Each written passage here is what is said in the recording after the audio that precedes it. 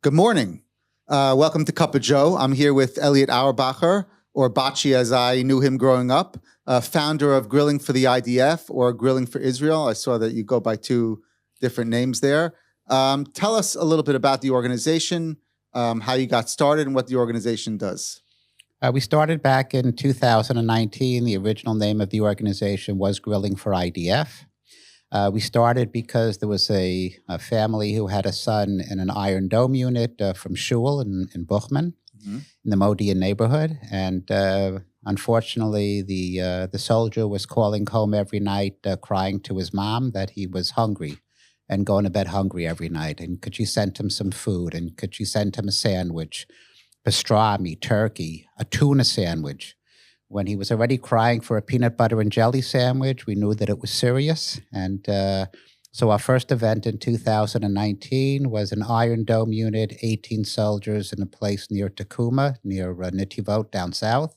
And that was our first event back in 2019. That's how we started. And how did you develop it from there? How was the process? How did it grow? How did it increase in popularity? How were you able to do more things for the IDF?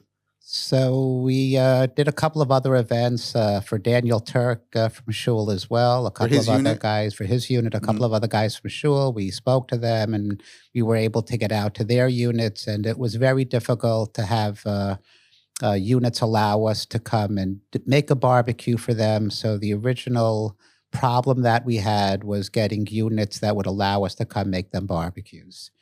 And it really wasn't for the Army as it made us feel good doing it. That's really how we started. And we weren't doing it very often, maybe one every 5, 6, 7 weeks. And we ended up doing a barbecue in Talmon, which is near Dolev, near Ramallah. They also didn't let us on the base. We were actually barbecuing across the street on the road. And at that event, there was a Haredi rabbi there who was giving a shiur, a Rav Chaim leader. And he came out and asked us all the questions. Where do you daven? Who's your Rav? Where do you buy the meat from? What's the kashrus? And he vetted us and we passed the test. And he asked us, would we be willing to make barbecues for Haredi units? And we said, absolutely, because as far as I know, the most lone soldiers in the Army are the Haredi soldiers. Because if you're a lone soldier from America or from Europe and there's a tekes, a ceremony, the families will usually come in to be at the ceremony. But if you're a Haredi soldier, most of the time you're giving up your family to join the Army and you really are a lone soldier. So we ended up doing 5 different events for the Haredi units. They were all in Latrun. And they were each about, I would say, a month or so, 5 weeks apart. After the 5th event, Sunday morning, I got a call early Sunday morning from Rav Chaim leader, and he said, Elliot, I need a favor. And I said, if I can do a favor for you, it'd be our pleasure. What's up? He said, he's a Rav Tzvai, Rav Chaim leader? Yeah. Mm-hmm. He said, unfortunately, one of the boys in a unit put a bullet in his own head on Friday night, and the unit can't function. Would we be able to come and give them a barbecue to raise their morale and get them going? And as they say in Hebrew, nafal lanu ha'asimon, the light went on for us. We had no idea that we were able to raise the morale in a unit by making a barbecue. And once we found out that we were able to raise morale in a unit, we decided to do a barbecue every single week. And from 2019 until October the 6th, we had already done 126 events, about 11,000 meals. And the way that we grew, we got lucky that there's a unit called the Paratroopers, the 8105. They adopted us. We did a couple of events for them very early on. And the 2 Mempeys, Nimrod and Aviad, gave our names to all the other Mempeys that they knew. And all of a sudden, we were getting calls for a barbecue every single week, sometimes twice in a week. And we were able to get the word out. And we went out and had lots of volunteers. We had 85 volunteers before October the 7th. And we would go out once a week and make barbecues on bases. So it went from basically feeding the soldiers to then actually doing it as to raise the morale and give them a good, basically let them feel that we support you, that we're here for you, that we want to do things for you. There's something very special about getting to a base where you don't know a single person in the unit and they don't know a single person who's coming to volunteer. When parents come to feed their child and the other people within that unit, it's a different level of giving, is a good way to put it. When soldiers see that they don't know anybody and you don't know any of them, it's just a pure love of Am Yisrael. We so appreciate what they're doing for us, that their service allows us to live freely in this country. They're putting their lives on the line. We're putting a hamburger on the grill. It's not what I would call a fair trade, but it's something where it really gives them a real big boost to know that there are people who are out there who love what they're doing, love them for who they are and what they're doing. And the fact that we can go out there and give of our time and our money and our efforts to go and give them something really special gives them a really good feeling inside. We get thanked every single time we go out and do a barbecue. And you can speak to any of the volunteers. It's almost embarrassing. They're putting their life on the line. We're serving them a meal. And they tell us, well, everybody has their tough kid. Everybody has their job. And we're doing our job. And the job that we're doing for them, they tell us that it has an unbelievable amount of chizuk for them. It gives them the energy to go out and do one more patrol when they're tired. It gives them the remembering that there are so many people out there that they don't know who they are, but that their service is protecting those people. And when those people are coming out and thanking them and doing something for them that they call lo muvan me'elav, not an obvious thing, to us it is obvious. To us it's very much we need to say thank you to the people who are protecting us, and that's what we do. And what does that do for the volunteers? Does it give chizuk to the volunteers? So I will tell you that when I go out and call it a road show to go raise money for the organization, it's very hard to describe to people what they get by being at a barbecue, because it's a chavaya, it's an experience, it's a feeling. We have a lot of people who go out and do their first barbecue, and then on the way home from that barbecue, or certainly by the next morning, they're already texting me, when is the next barbecue? It gives people a feeling of they're moving the needle in the direction for Am Yisrael, and they're accomplishing something and doing something really great for the soldiers. And it's a feeling of you leave on a real high.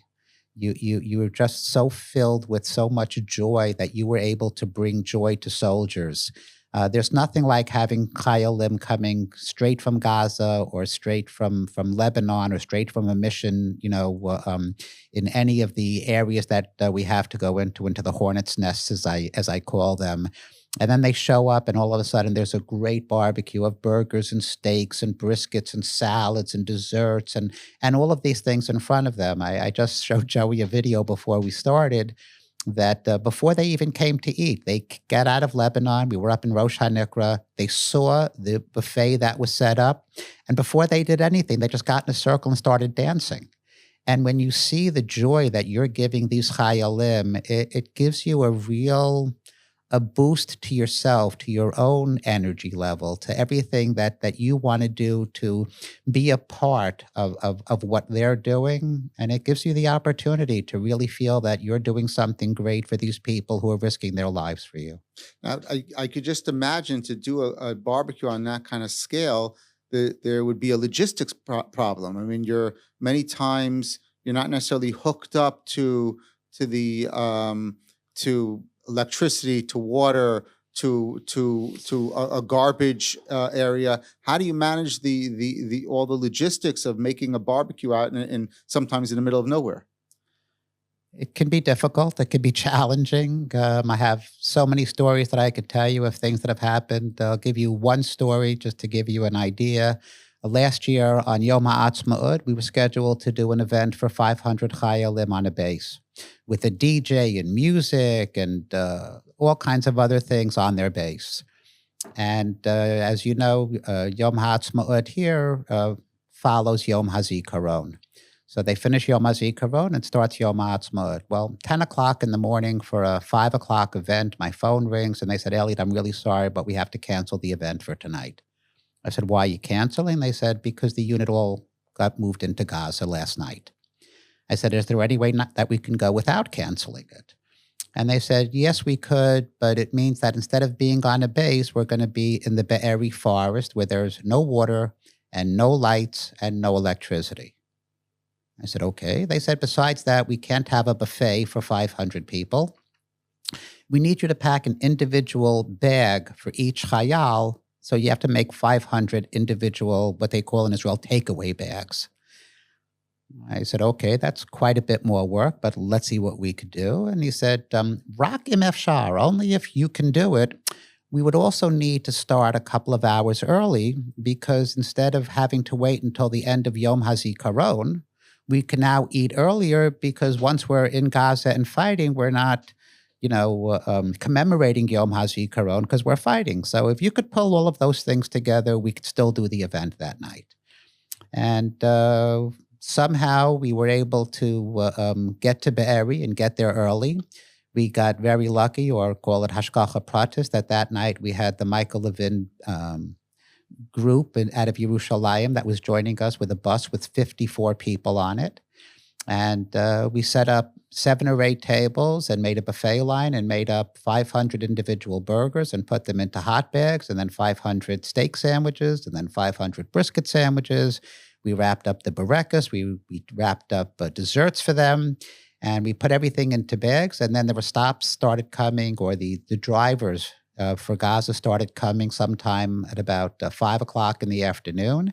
And this guy needed 30 orders. This guy needed 15 orders. This guy needed 25 orders. And we just packed up each guy with his bags to go. And then we got wonderful videos of our soldiers eating Yom HaAtzmaut dinner in Gaza, which made everybody feel, really special that they were able to give our chayalim, who were literally in the middle of the fight, respite for a really nice meal the night of Yom HaAtzmaut. But we deal with logistics. Well, we've learned. I mean, we bring our own water. We bring our own battery-powered lights.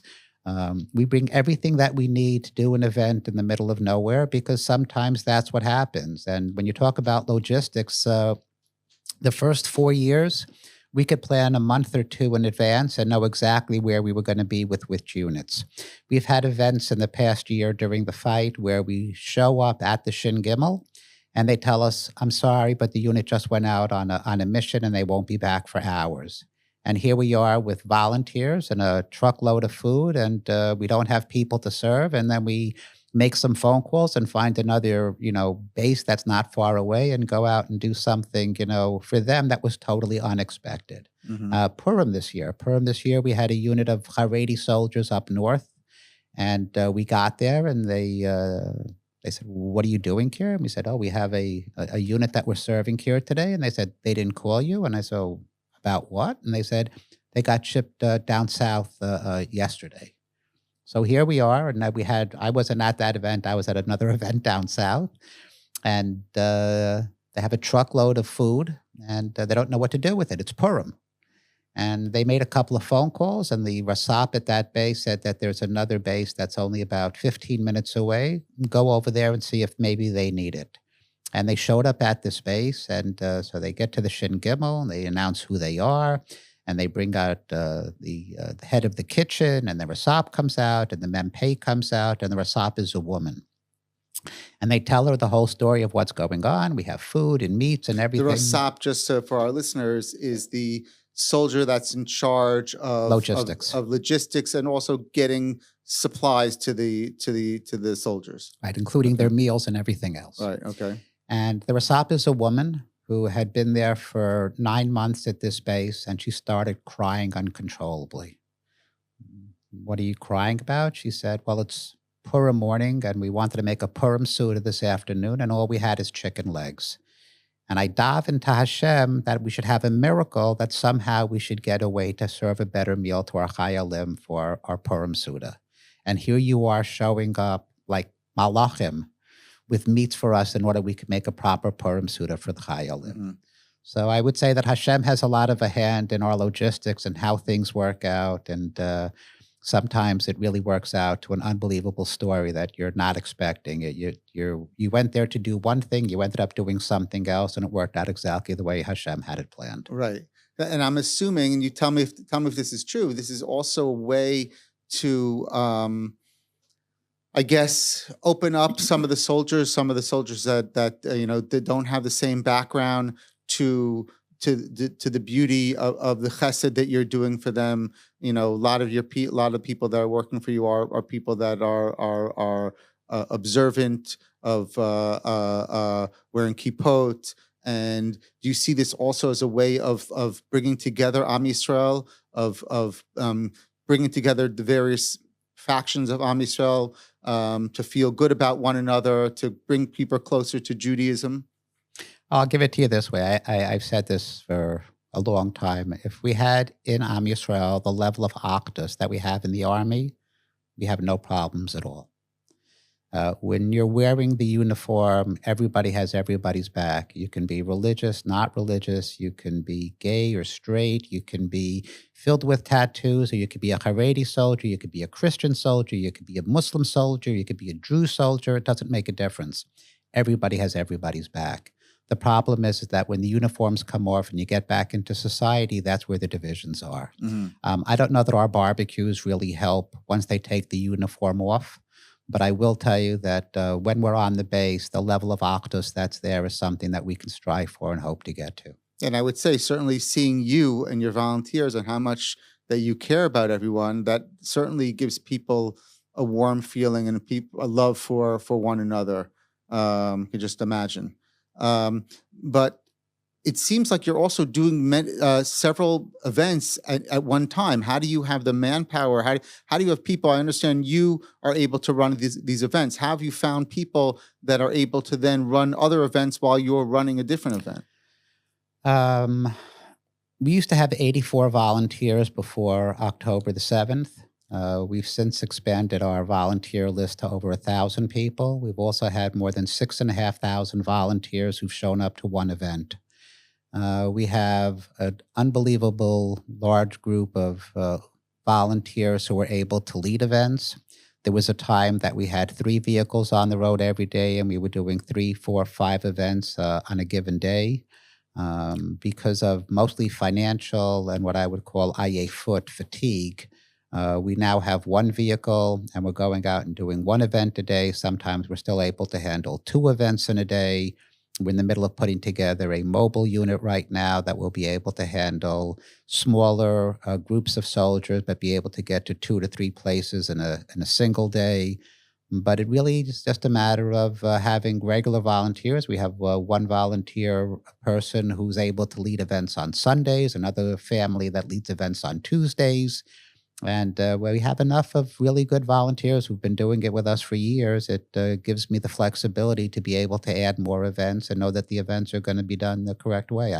Sunday night, we have an event that I'm invited to a wedding of a friend on Sunday night, and one of the regular leads are leading the event for us. Erica Saltzman is our Sunday person, and she's taking the event on Sunday, and I know it's going to be perfect. And so, how do you find your volunteers?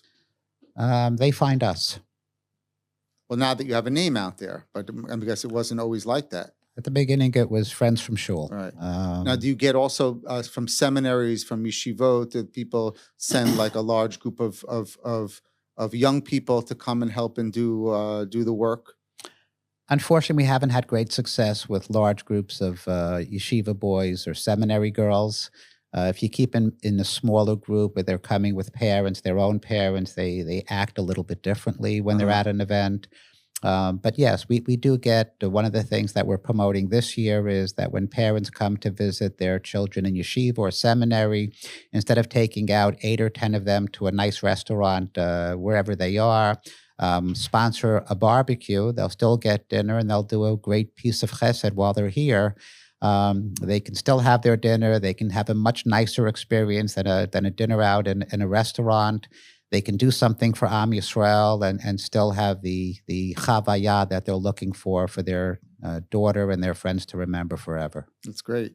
Now, how did you develop the skills to be able to run these events, to be able to run the logistics? What in your background allowed you to play this role? Well, so I grew up in a family-run catering business called Ram Caterers. My brother is still in charge of the business and runs the organization, and he's was about the single biggest supporter that we had for the 4 years up until October 7th. They say that, the money came in from friends and family, and I would say that my brother Simon and Debbie and his entire family were totally instrumental in allowing us to do what we're doing and to get us to where we are. And my background in being in the catering business for many years in that family business gave me the knowledge and the wherewithal to be able to do what we're doing. So as a caterer, you're frequently presented with certain obstacles and certain things you need to sometimes come into a hotel, you need to kosher a hotel, you need to kosher a kitchen, you need to find out the logistics of where you're going to set up, let's say, even a Pesach program. I mean, it seems like you already were trained in a lot of the obstacles that you need to overcome to do grilling for the IDF. Correct. Is that the case? 100% correct. And it's easier because we bring our own grills and things like that. So we don't have anything that we need to kosher. We have a routine. The routine is just, copied night in and night out. You're just in a different location, every single day. But it's not hard to learn what we do, and it's not hard to copy what we do. Mm-hmm. And so you started this basically 3 years before, or 4 years, 3 years before October 7th. On October 7th, after the events that we all witnessed and the atrocities and the difficult situation that Am Yisrael was in, where did that find you personally? How did you personally react to that? Well, my phone started ringing on the morning of October 8th. We had already done, as I mentioned, 126 events by then, so a whole lot of mempays. The Mefaked Pluga, the head of the units, and the Rasaps, logistics officers for units, already had my phone number. And my phone started just ringing off the hook. They needed everything. They needed underwear and socks and pillows and mattresses. They needed water like you couldn't believe. They needed food everywhere that they went. A couple of the logistics guys said I wouldn't have any access to bullets, would I? We provided lights and batteries and chargers for phones. The first 3 weeks, we just started grilling at my house. We started having 60, 70, 80, 90 volunteers at my house. We used the sukkah because that was the only place with a little bit of shade. We made sandwiches. We had people making sandwiches from 8 o'clock in the morning till 5 o'clock at night. We had 30, 40 different people who stepped up to make deliveries for us all over the country. In fact, one of my neighbors is Mr. Bougie Alone and lives on the block, and he stopped by and made a couple of deliveries for us. We were delivering food and goods everywhere that we possibly could, and people were scared that where I live, that the house was on fire because of the amount of smoke that was being generated every single day. But we basically just set up grills everywhere in the yard, and people came, and all day long we just grilled food and sent food out wherever was necessary. And the amount of phone calls that we were getting from parents about their children not getting food for a day or two, or wives about their husbands, and the amount of people that were calling up, we need this here, we need this there. And we just sprang into action and did everything we possibly could to get out as many meals as we could to soldiers who, for the first 3 weeks, there was a logistics nightmare. The state of Israel called up more reserves in one day than they ever had before by a whopping 200,000 person number. They called up 350,000 soldiers in one day. And the logistics nightmare of the army, getting everybody all of their equipment and getting them, food and getting them basic necessities was very, very difficult. And the first 3 weeks, we were just in crazy mode. So this is something that sometimes people have a difficulty with, because the question is how is it possible that the army isn't able to supply its soldiers with basic needs, not just basic needs like food, but also helmets, with vests, helmets and things like that. Well, it's an easy answer, and the answer is that there's normally 30 to 50,000 chayalim in miluim at any given time. And when they finish their miluim, they leave their equipment behind, and the next group comes in and uses the same helmet and the same vest and the same everything. when you call up 7 times that number, 10 times that number in a single day, the equipment is just not there for everybody. So that's where the organization like yours come in and fill that gap between the what the Army can supply and what's missing. There were so many people throughout the world who stepped up to do supplies and bringing duffel bags. El Al helped out by letting people bring all kinds of bags, and thousands of bags were coming every single day into Ben Gurion Airport with everything that they could possibly buy and get to the soldiers. We're a food organization. After about 3 weeks, we went back to just doing what we do of just doing food. During the first 3 weeks, we were doing up to 4,000 or 5,000 meals a day. We were sending them everywhere throughout the country. There were some things that were just very hard to see with my own eyes. Driving up north and having food coming out of the vehicle and watching soldiers open up the containers of food, sitting on the floor and eating with their hands. I went to the side and I cried like a little girl. I couldn't handle watching our soldiers being that hungry. It was very, very hard for me to deal with things like that. But the amount of people, the overwhelming number of Jews around the world who stepped up to get the Chayalim, the items that they need to properly go out and go to war was nice to see. Mikam Yisrael, who was like us that really stepped up in a way like that, opening up our wallets to make sure that the soldiers who were going out, they would have the equipment that they need. And hundreds of millions of dollars, if not billions of dollars of equipment came through Ben Gurion Airport and was distributed. There are so many people that I know, the Chesed Center, Jeff Eisenberg in Long Island, who did so many great things. Eli Orlinsky, who we both know, and his group. There was just so many groups and so many people who stepped up and did amazing things for Am Yisrael at that time. Now, do you think that the Army has learned from this experience that in a way that it will make it more prepared in the future? No. So it's always going to be basically a national effort, an effort of the people, of Jews helping one another around the world to all step up and fill that gap that's missing. There's a certain amount of arrogance that I've met within the hierarchy within the Army, that they don't need to be taught anything. They know everything. They know everything better than you. And what are you here, 9, 10 years? You're going to teach me something? Do me a favor. Just tell it to somebody else. And it works for a lot of different things. It helps them be a tiny little speck of a country in the middle of, an area where everybody wants to kill us. And that attitude, does help us survive. But in learning from mistakes and things like that, it doesn't really translate as well. Mm-hmm. So I do think that we're forever going to be dependent on our brothers and sisters throughout the world in order to be able to make sure that our country and our soldiers, even our citizens, have everything that they need to survive. Mm-hmm. Now, so you made Aliyah 9 years ago? 2015. Okay. What's your Aliyah story? Because I believe that, what you're accomplishing now is really a product of your life experiences, of your Aliyah story, of what brought you to make Aliyah. What's your story? So when Obama won his second term, I kind of saw the writing on the wall. My father grew up as a little boy in Germany. Thank God he was able to make it out of Germany in 1939, when most people were already not able to get out. And my father told me the same thing, that, the writing is on the wall. The avalanche is coming. It may not come tomorrow. It may not come next year.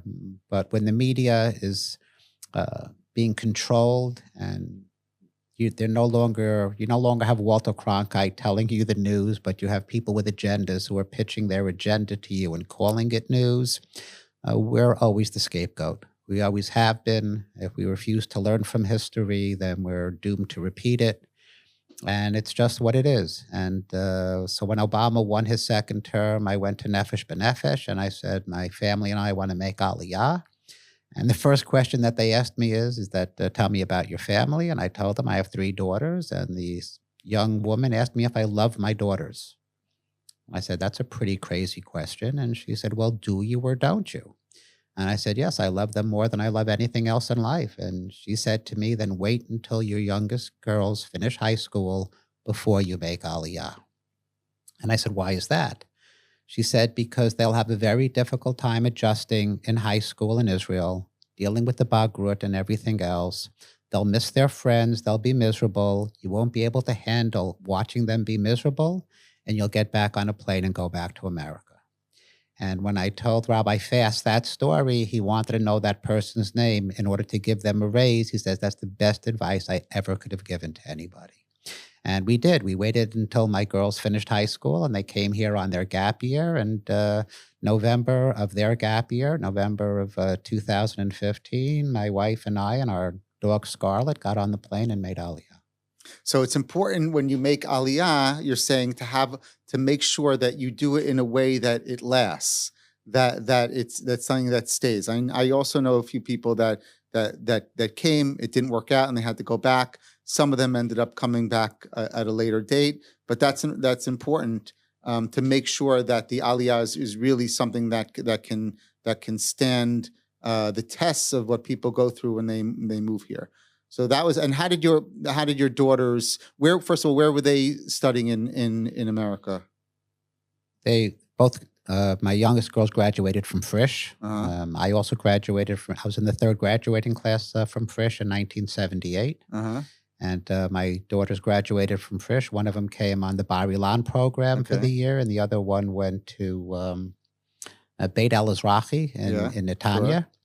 And not a lone soldier. It's a soldier it's a home for children that have can't find a place at home, either because parents are not around or are not treating them properly. Okay, excellent place. Yeah. And they were very angry at us for impinging on their gap year and their freedom and things like that. That we were following them. Right. But it was a great time for us to come, and then it came time for college, and I made the deal with them that if they stay in Israel for college, I'll pay the tuition, and if they go back to America, they can take out student loans and do it on their own. Mm-hmm. And they decided to go to IDC, which was a great choice, and all three of my kids are living here in Israel happily. Unbelievable. And tell us about your wife. The woman behind this whole organization. Was she on board with the Aliyah? Is she on board with the work that you're doing now? I think the Aliyah probably took a little time to get her on board. Mm-hmm. My wife is not nearly as confrontational as I am. My wife does not like being in confrontations. Israelis like getting up and being in your face. Personal space is not a big thing here in Israel, to say the least. So there's a lot of things that made it very difficult for her to make Aliyah. But she is, 9 years in. She's also sees that what we left behind is not the same United States of America that we grew up in, and the writing that was on the wall is now in front of everybody's face and pretty clear. As far as the grilling, my wife really is okay with what we're doing and happy to see that we've grown and doing what we're able to do for the Chayalim and things like that. But I would say that she's more of a wife and a mother and taking care of the kids and the household and things like that, as being more of a life partner than a partner in the organization. Mm-hmm. Okay. And what about your upbringing? Where did you grow up in the United States? So I was born in the Bronx, went to Soloveitchik for a couple of years, and then we moved up to Muncie. I was in the last graduating class of High Rock in 1974. And I grew up in Muncie. What was Muncie like during those days? Muncie was a shtetl. Muncie was the kind of place where you really were raised by the entire community. Every parent felt that they had the right to give you a slap upside your head if you were doing something that was not appropriate. Uh-huh. And my father was one of the original 7 families that joined Rabbi Wine's shul, the breakaway shul. I'll always remember that the first place that we davened in was Label Deutsch's basement. And the guys who started the shul had a sense of humor because the first name of the shul and what was printed in the Siddurim was basement. So was Muncie a Zionistic place back then? Because it certainly has changed over the years. Muncie then was not Muncie now. I mean, we moved up to Muncie in 1967 and 68 maybe. And no, it was a much quieter place. The school itself had a lot of teachers from Israel and Zionistic, Zion and Israel was definitely put into our daily learning. And I would say that there's a lot of people who went to High Rock that became Ashar, who have made Aliyah. It's a very, very large group of people. Mm-hmm. And I would say that it was fed to us in our school in a very good way. So you grew up with Zionism, both from your parents and from the surrounding community. Yes. Okay, and I want to just get back to the October 7th. You spoke about logistically and practically where you were at that point, but if I could go a little bit into the personality, the emotions of Elliot Auerbacher, what were you feeling during that time, and how did you deal with the problems that we were all feeling and the difficulties that we were all feeling at that time? So I was totally wounded. I was crying loudly 4 or 5 hours a day. I probably didn't sleep more than 20 or 30 minutes in a row for 6 or 7 weeks. I was not myself, to say the least. I was unable to handle the amount of death and destruction that was brought upon us. And I not quite sure that I dealt with it well. I don't think I dealt with it in a normal, rational way. I was just trying to survive to the next day, and I was had a very, very difficult time with life at that time. I had a very difficult time with people. I had a very difficult time with everything. I was very much focused on just doing what I could to help the Chayalim get their things in order. We became a respite for people who needed something to do and a place to go and do things during those times because work was shut down in general and people didn't want to sit at home and watch the news. And personally, I was just not able to handle all of the death and destruction that went on. And it was a very, very difficult and dark time in my life. I was unable to sleep. Every time I closed my eyes, I saw our hostages being tortured in Gaza. And it was a bad thing for me to close my eyes. I didn't want to sleep. I didn't want to do anything except do what I can to help the cause at that time. And did your activities in doing the barbecues and helping get supplies to the soldiers, were you able to channel your energies to that? Was that helpful at all, that you had some way where to put all that emotion? I guess it did. It's what I was doing. It's what I felt I had to do. But I was emotionally shot. I was just unable to function like a normal human being for quite a period of time. I couldn't handle it. And how are you doing now? Thank God. We've gotten everything in order, and we're well past that. Unfortunately, the amount of Kedoshim that are getting killed and is still, painful. I would say that I used to be somebody who went to the funeral of every, friend's, relative and things like that, and very big on making Shiva calls. I would say that it's much more difficult for me to do that these days. Sometimes I get to the Shiva house and I sit outside for an hour and I can't go in, and I just drive off and never step in. Mm-hmm.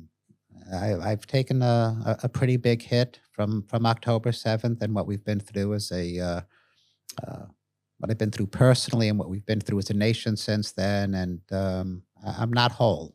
If you're asking me, am I, completely recovered from it? I don't think any of us will ever become completely recovered from it. I'm doing the best I can. under the circumstances and doing what I can to try to feel better about what we're doing. But it's something that will be with me forever. And when in the work that you're doing, you're being exposed to many times to bases, to the people that are in charge there, the commanders. Based on your inside knowledge and speaking to people and being around people, how do you see the war going from here?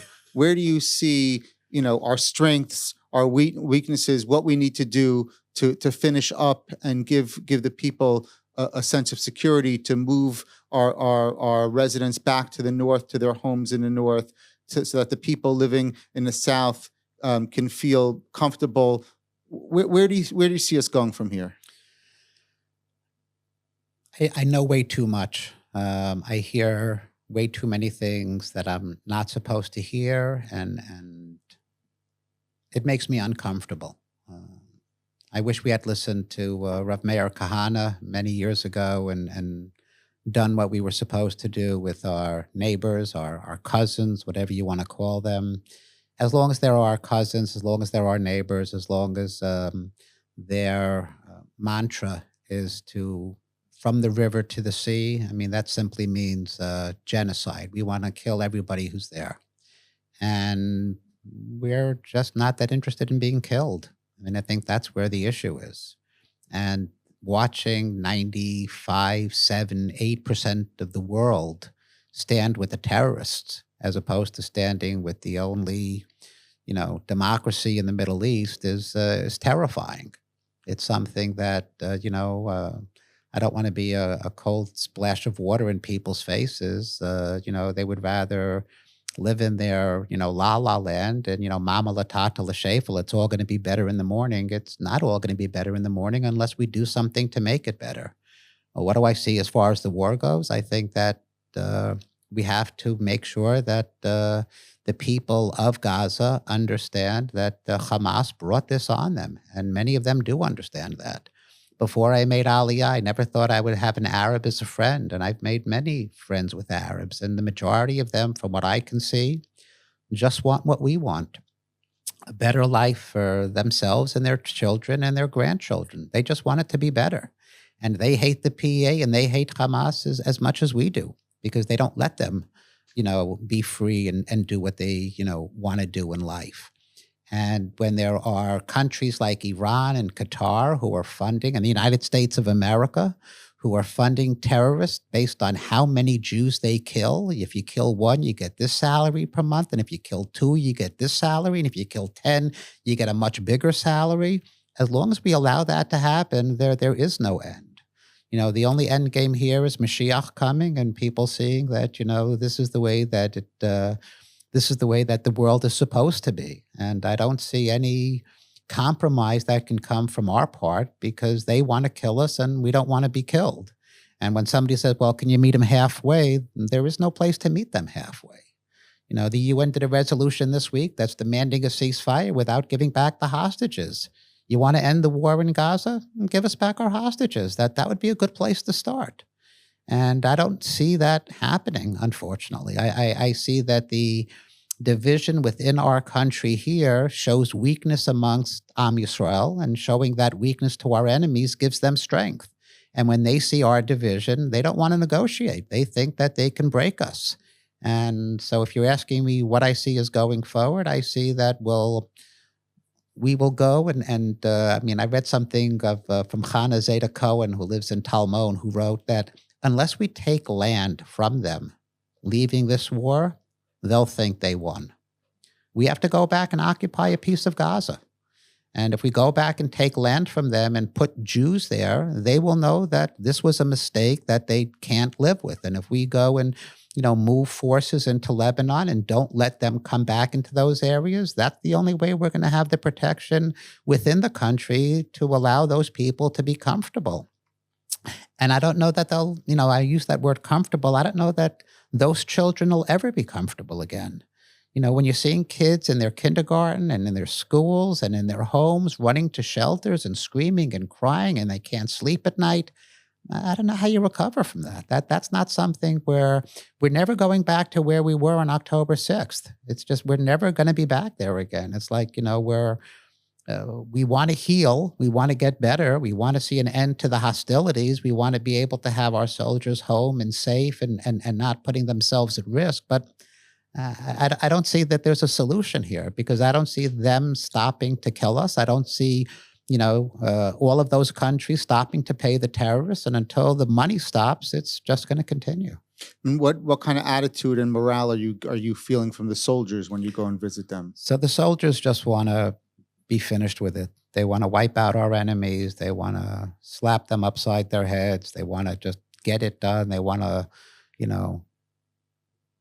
They want to end the hostilities. They want to end the hostilities in a way that tells them that they should never come back and do it again. And the vast majority of the soldiers would much rather see us strike Iran at their heart, get rid of their oil fields, get rid of their nuclear program, slap them back into the medieval ages of where they're currently living anyway, for the most part, and go back to being a normal society that's not funding terror. As long as there are countries and people willing to fund terror, it's going to continue. And the soldiers are sick and tired of having to go out and take the same territory a second time and a third time and a fourth time and a fifth time.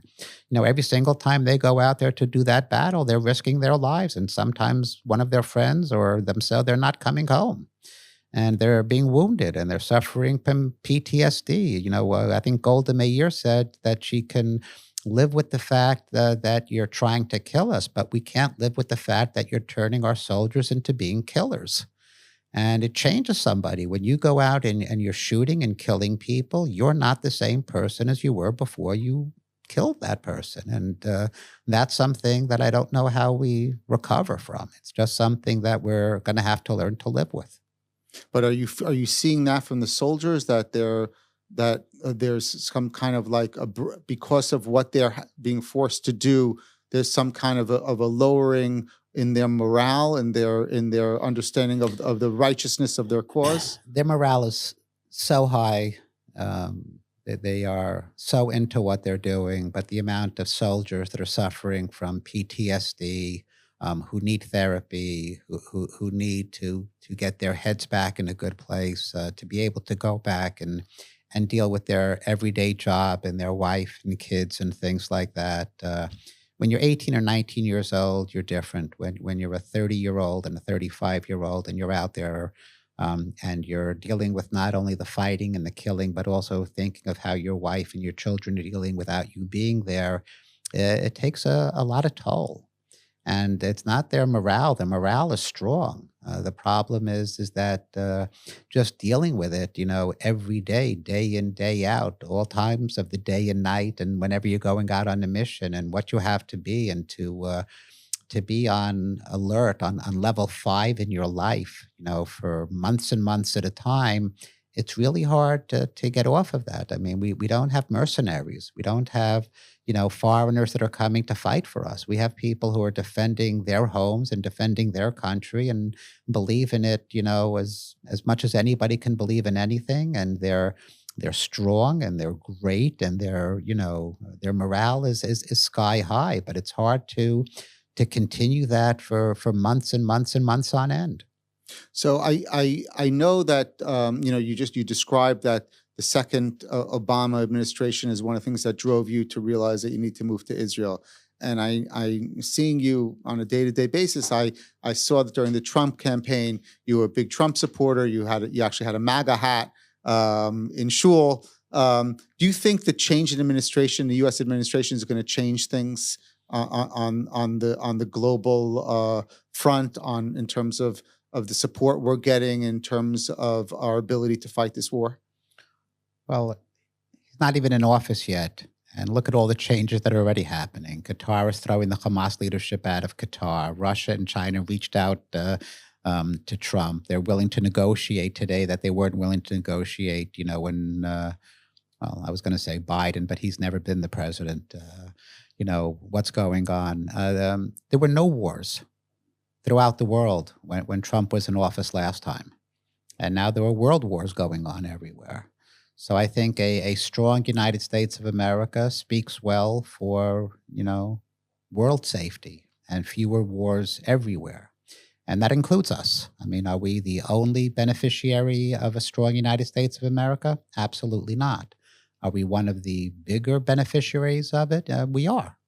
And anybody who's not willing to see that is just not dealing with the reality. The reality is that people are scared of a strong president like a Trump who's willing to put his bombs where his mouth is. And so what is your message then to Jews in the United States? You've spoken about the support that you've received from them, both monetary support in terms of sending things here, but yet you felt that it wasn't the place for a Jew to be anymore, that it was time for you to move to Israel. What's your message to the Jews of the United States, of North America, let's say? They can either learn from history or be forced to repeat the history. We have Rabbi Wein wrote a great book about, I think it's called Through the Eyes of Eliyahu Hanavi.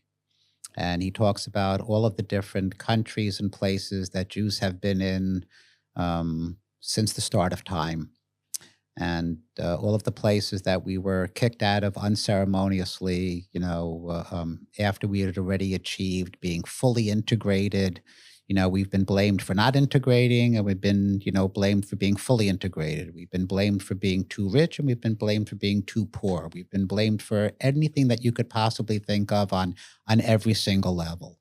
And the day, unfortunately, in my opinion, will happen even in the great, United States of America. And we can either, see it coming and plan for it, as some of my friends have, by buying, places to live in other countries outside of the USA and having a safe haven to run to, or, coming to Israel and helping, build our nation here. So I don't know that I will, really have a message for the Jews of America, because I'm having enough trouble, keeping myself, on my line and doing what I'm doing. But the bottom line is that we're Jews and we're different, and we'll always be looked at as being different, and we'll never be accepted the same as, as regular citizens of any country anywhere. I mean, ask the Jews of France today where they think they're supposed to be. Ask the Jews of the UK today what they think they're supposed to be. Ask the Jews of South Africa today.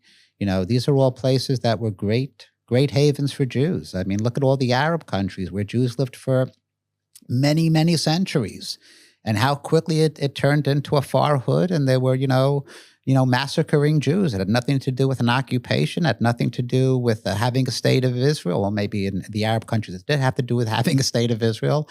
But look at all those places that we lived for centuries and got thrown out of in a second. And if people think it can't happen in America, I would tell them that they need a better set of glasses. All right. This has been a very fascinating interview. I want to end on a lighter note, and something I need to ask you, because otherwise my friends will give me a hard time for not asking you. We know each other kind of from Camp Seneca Lake. I think you left before the year I got there. We both know Irv Bader, the famous owner and director of Camp Seneca Lake. How, if in any way, has Camp Seneca Lake and Irv Bader contributed to your Zionist story and what you're doing today? I had a lot of fun at Camp Seneca Lake. I had a lot of great memories of Camp Seneca Lake. In fact, just this week I had lunch with two of my friends that I met at Camp Seneca Lake. I don't know that my making Aliyah or my Zionistic, feelings have anything to do with Camp Seneca Lake, but I will say that Irv is a good friend and somebody who I have always looked up to and have always enjoyed being with. And, I'm proud to say that he considers me a friend as well. And well, you should know that Irv takes credit for all our accomplishments, all our good accomplishments, and he's very proud of it. So shout out to Irv. It was a pleasure having you here, Elliot, and keep going on doing your good work and accomplishing and helping Am Yisrael in your way. Thank you, Joey. Yasher koach, and just be strong and continue. Thank you very much. That's it.